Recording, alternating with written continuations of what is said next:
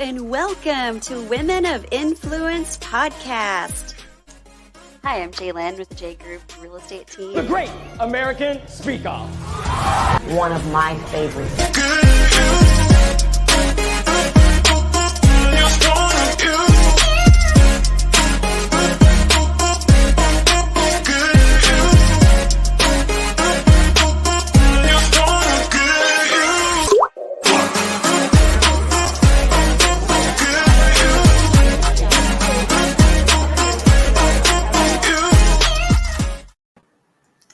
Hey, good morning, good afternoon, whenever you're tuning in. Welcome, everyone, to another episode of Women of Influence.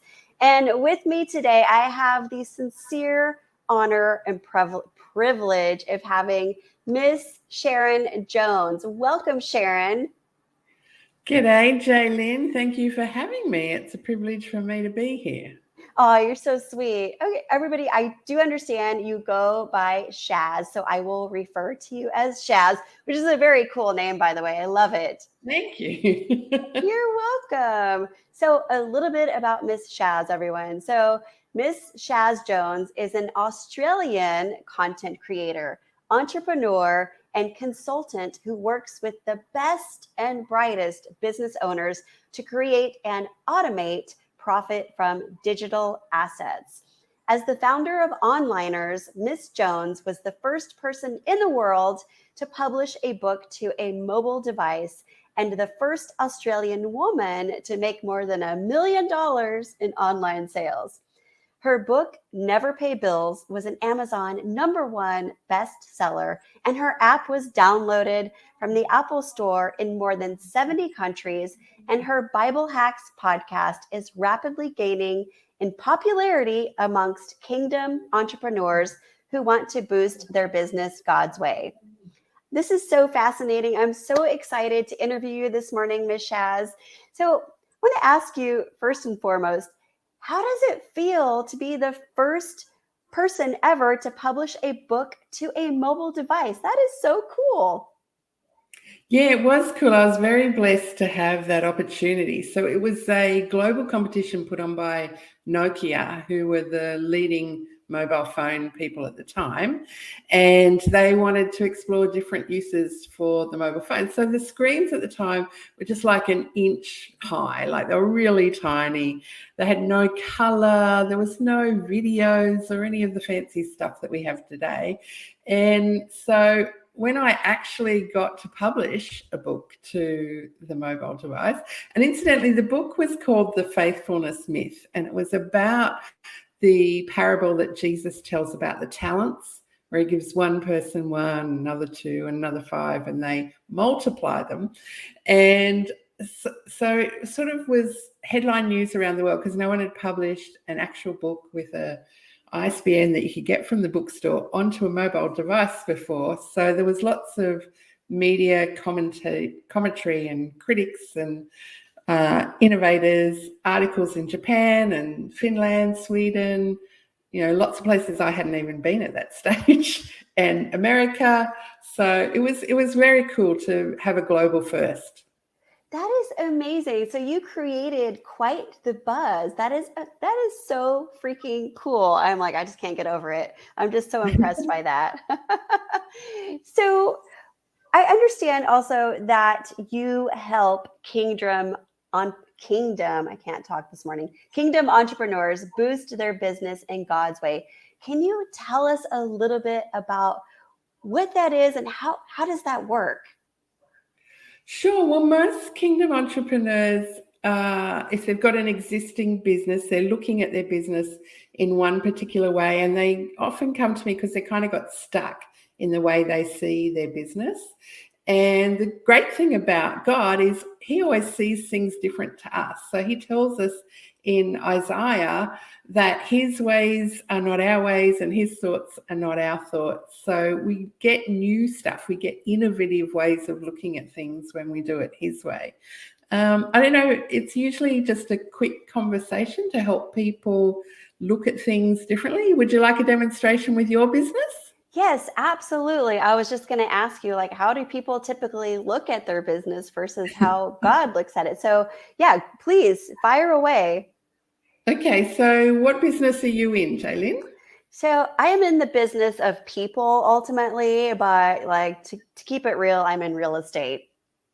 Okay, so when your real estate customers come to you, what do they ask you for? Oh, well, gosh, I mean, that's a loaded question. They ask me a multitude of things like, what credit score do I need to get into a home? How much of a down payment do I have? Do you have any homes available in zip code 85003? I mean, the questions all vary, but ultimately, they are looking for a house. Okay, okay. So if we look at real estate in the Bible, there's loads of mentions of real estate. Do you know much about real estate in the Bible?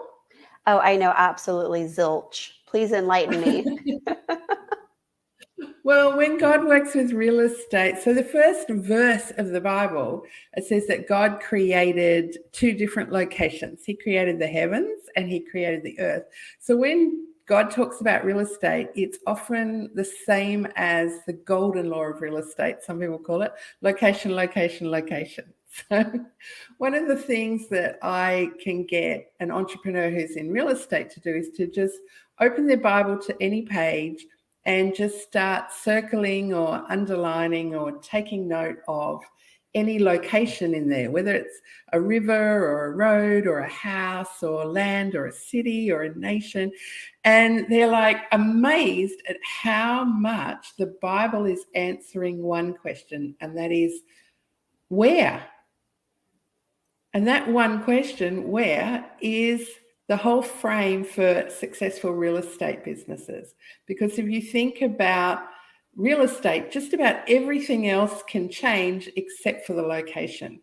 So if someone comes to you and they say, oh, I want a 3-bedroom. Well, it might be a 3-bedroom today, but next year they might decide to knock through a wall and make it a 2-bedroom or extend upstairs and make it a 5-bedroom. So that's going to change. Or they might say, I want to be in by the 4th of July. So, but that's only one day and that's not going to last either. Or they might give you a budget and say, I want to spend like 600,000 or whatever it is. And that's going to change as well. By the end of the year, if interest rates keep going up, it might only be worth 450,000, or by the end of next year, it might be worth 750,000. So if you focus on location, you're always focusing on what doesn't change. So when Jesus said, I will build my church, he was talking about, he said, I'll do it on the rock. And he actually told a story about how one man built his house on the rock and one man built his house on sand. And of course, sand is anything that shifts, anything that changes, whereas a rock doesn't change. So if you help your clients to focus on location and the things that don't change, rather than all of those shifting sands that can change, then they will be focused on wealth creation, and your results with your clients will really multiply. You'll see a completely different outcome than what you've had before. So there's lots of different places, like when God said to Abraham, I'm going to bless you. A lot of people say, oh, I've got all the blessings of Abraham. Like, really? Do you know what the first blessing of Abraham is? What's that? He said, go to the land that I will show you. So he promised a revelation of real estate. And that was just working with one individual. But he took him on this journey out of where his current location was to a brand new location. And then even when he sort of got part of the way, his nephew Lot and him kind of had an argument, or their servants were arguing over where they were. And so he said to his nephew, you choose the new location that you want to go to, and wherever you go, I'll go the other way. So he had another new location. So often when God is working in our lives to change our dreams into reality, or to change our current situation into a future situation, he works through real estate. He even did the same with Israel when they were slaves in Egypt. he took not just one individual, but the whole nation. So they might have thought their problem was, slavery, or their problem was that their taskmasters were too hard on them, or, they didn't like their job or whatever. But God saw it as a location problem. And so his promise to them was the promised land, right? So Yes. the real estate was actually the solution. The lack of real estate was their real problem.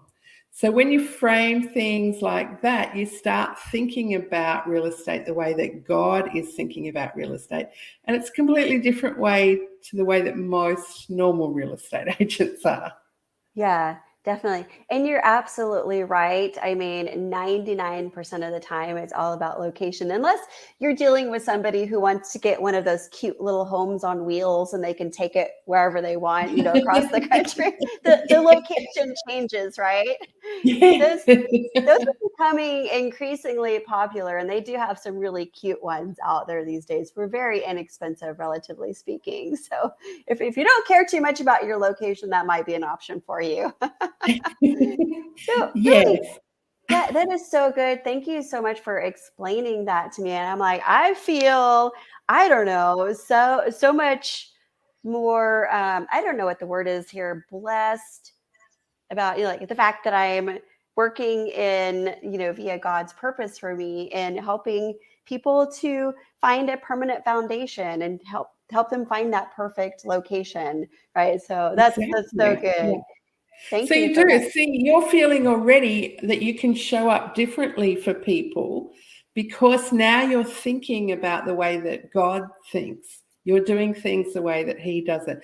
So you don't just feel a boost to the way that you are showing up. You'll actually boost your business as well because you'll be of more service. You'll be serving people the way that God wants you to serve them. Yeah, that's absolutely right. And it goes, I've heard somebody say this, I can't remember who it was exactly, but something to the effect of you are rewarded in direct proportion to the amount of value that you provide, or how much you actually serve and give to others. So that is so true. Reframing my mindset on that is truly life-changing. And I'm sure that you've helped hundreds, if not thousands, of other kingdom entrepreneurs to help shift their mindset as well. Yeah, well, I was working with a big company just last week, and they're in the not-for-profit space. They do disability work, and their problem is the government's spending billions of dollars in their space, which is a good thing, but they still have an overwhelming demand that they just can't meet. And a lot of their clients are wanting much more than they can actually service them with. So I took them through John 13, which is when Jesus washes the feet of his disciples. And there's a conversation with Peter, which is a really quick conversation, but it completely turns him around. So when he's first seeing Jesus washing feet, he's like, Jesus, are you washing my feet? Like, no, you're never going to wash my feet. It's like a hard pass. I'm totally out. No way. And then Jesus says, oh, but if I don't wash your feet, then you don't have any part in my ministry. And then Peter is like, well, I want it all. Don't just wash my feet, wash my hands, wash my head. Like I'm totally all in 100%. And Jesus is like, no, you don't need all of you washed. You're already clean. You only need your feet washed. So it's like taking a look at the range of services that you offer and offering something to your clients that is sustainable is often kind of like in the middle between someone who doesn't want anything and then being able to turn that customer around in one conversation into someone who wants everything and then bring them back into, okay, this is what I can offer sustainably. This is all you need. This is the best for you. And so whether it's a big billion-dollar company or whether it's a small solo entrepreneur or maybe they have their team, there's always something in the way that God is looking at their situation that is different to how they're looking at their situation. If you can unlock that, people show up differently and they service their clients differently. That is so good. And I imagine a lot of people that you're working to, whether it is an individual or a large corporation, they are, perhaps stuck in their way of thinking, right? And they can't even fathom thinking of, like, you make it seem so simple and obvious, right? It's like, look at it God's way, break it down. What is the one thing that you can do to sustain yourself that is, absolutely well needed? And also, not only that, but show that you are a servant leader, right? Yeah, well, God always makes things simple, I think. I actually saw the Jesus Revolution movie just last night. And in that, there's a line where the pastor is saying, oh, it's complicated because he's got all these new hippies coming into his church and the old people aren't happy. And the wife says to him, but truth is simple. And we see with Jesus, oftentimes people would come to him and they'd have like a complicated situation. I think about the woman that was caught in adultery, and the Pharisees and the lawyers, they want to stone her to death. And that is the way that the law was written. So Jesus could have come up with a legal argument, or he could have come up with a biblical argument, or he could have, mounted a defense on behalf of her. But instead of doing any of those things, he just simplified it into one question and said, he who is without sin cast the first stone. And putting it into that sequence by saying, yeah, you're quite entitled to do that, but let the first stone be done by the person who is completely perfect and has no sin. They came to a realization themselves, oh, I'm not qualified for this transaction. I have to leave. And so Right. it was something really simple that allowed them to assess themselves. And there was no argument. No one else said anything. It was over really quick, really short, just one conversation, turned a very hostile crowd completely around. So there's always solutions like that when you're operating in kingdom principles. I love that so much. It's kind of like the saying, anytime you like point that finger at somebody, turn it around and point it right at yourself, right? Exactly. We're I'm all like, flawed.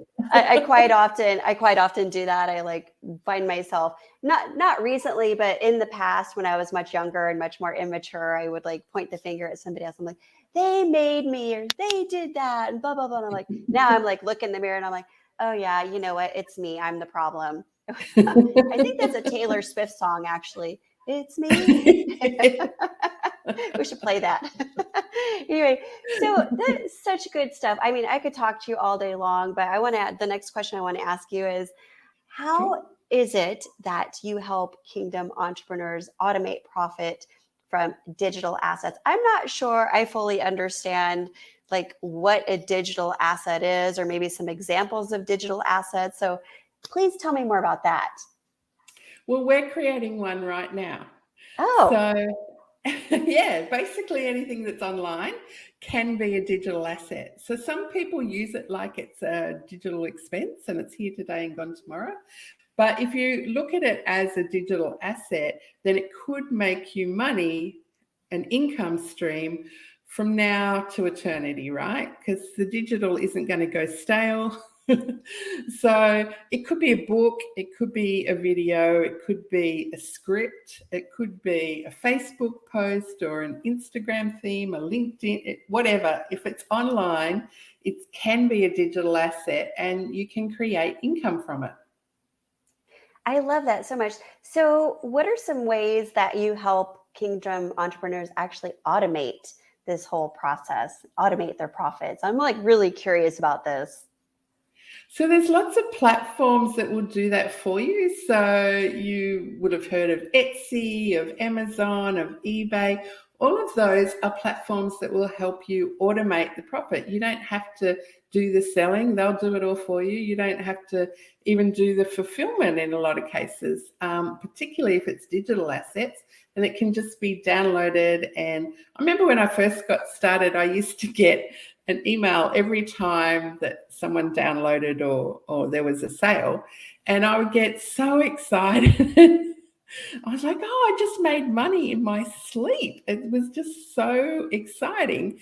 And then after a while, it was like, oh, all these emails, this is just so bad. So now I just get one a month and just with a summary.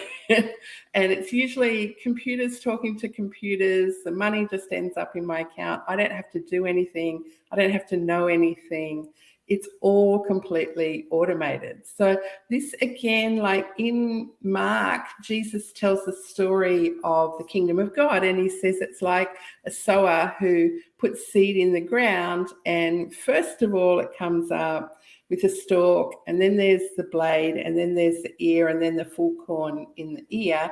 And whether he sleeps or rises, it grows.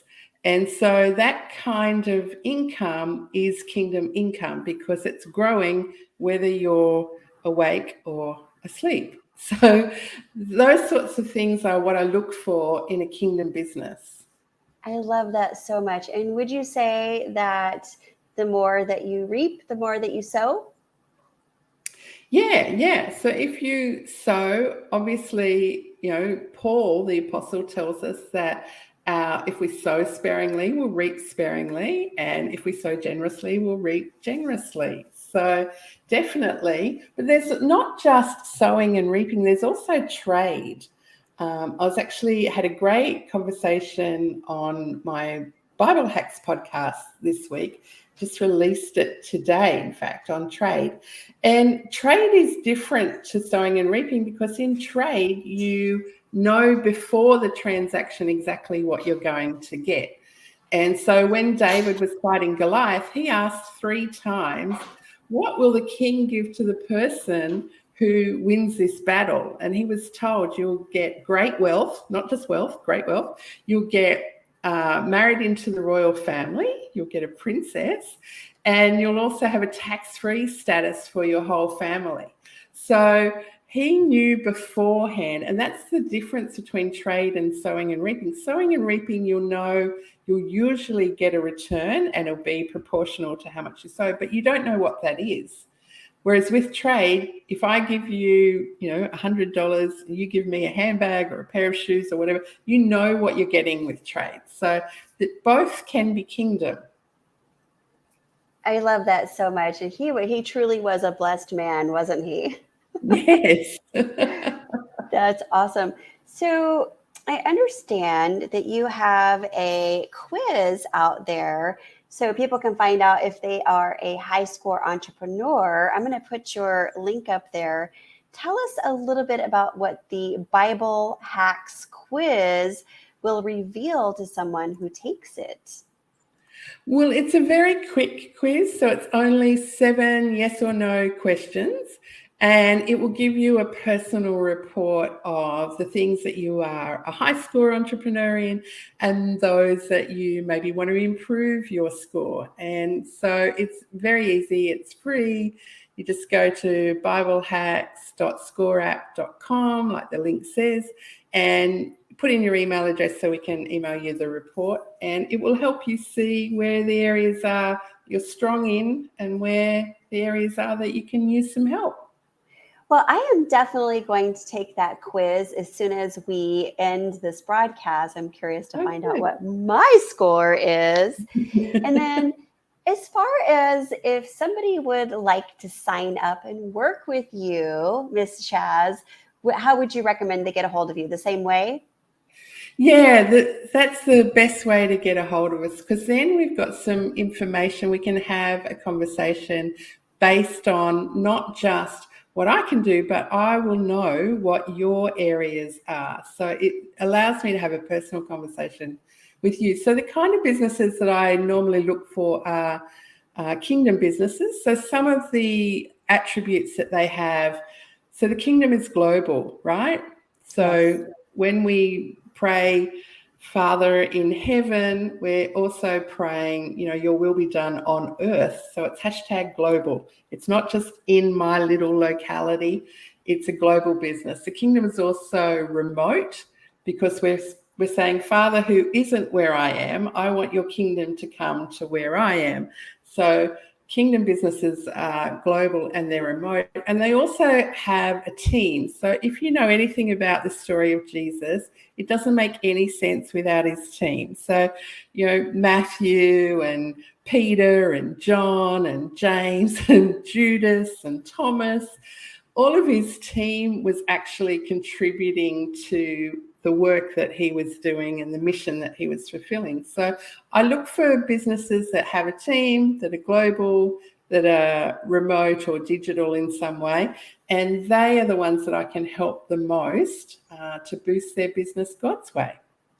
I love that so much. Well, I am so excited to take your quiz and investigate working with you more. And I actually have a team. So I'm like hoping you can help me as well, but I will reach out to you later.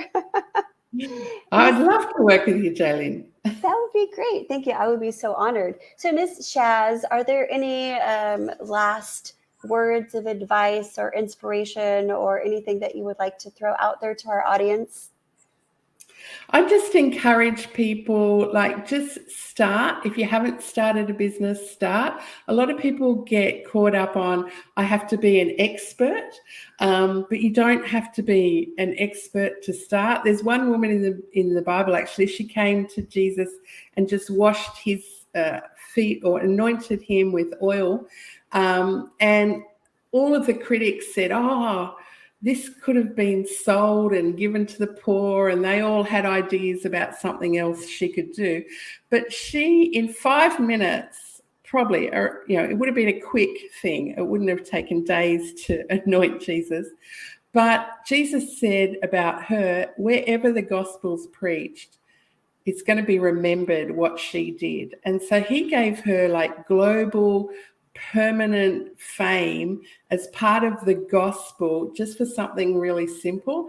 And I just encourage people, just take that first step. You never know where it will lead. You may end up with global gospel fame forever just by taking that first step. So I hope people feel encouraged and inspired that they can do this, that God is with them and he wants them to prosper and be in health.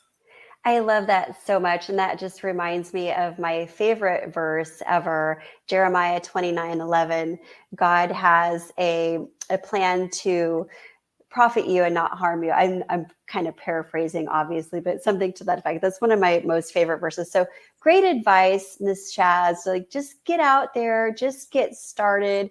Don't worry about being an expert or worry about it being perfect. That's so good. Just do it. Just like Nike says, just do it. Exactly. Do it. All right, awesome. Well, you have a beautiful rest of your day, Ms. Chaz. It's been such a pleasure speaking with you, and I look forward to connecting with you again soon.